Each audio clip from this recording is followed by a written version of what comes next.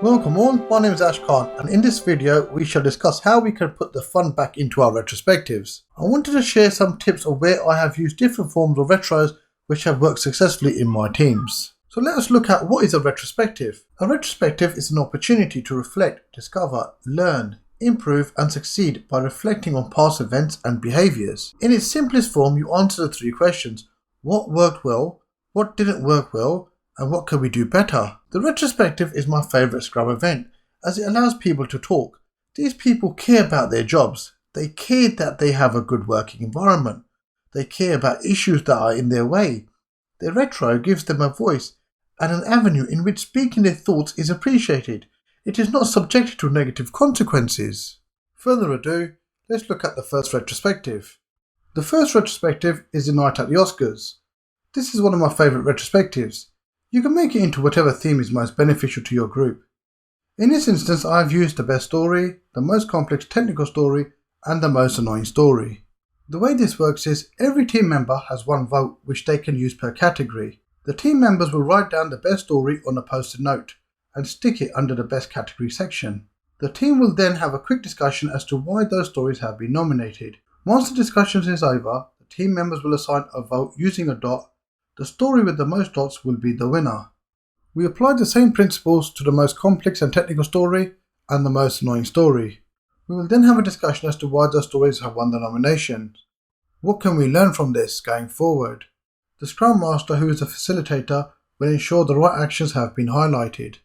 The second retrospective is a sailboat. The island is the goal which the team are trying to get to.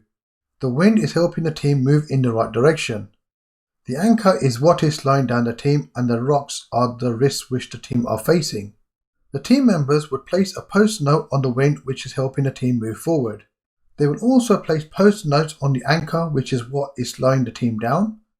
They will also place post notes on the rocks which is the risks the team are facing. Once all the post notes are placed on the wall, the team will have a discussion to outline what improvements we can make going forward into the next iteration. The Scrum Master, who is a facilitator, would ensure the team have highlighted the relevant actions.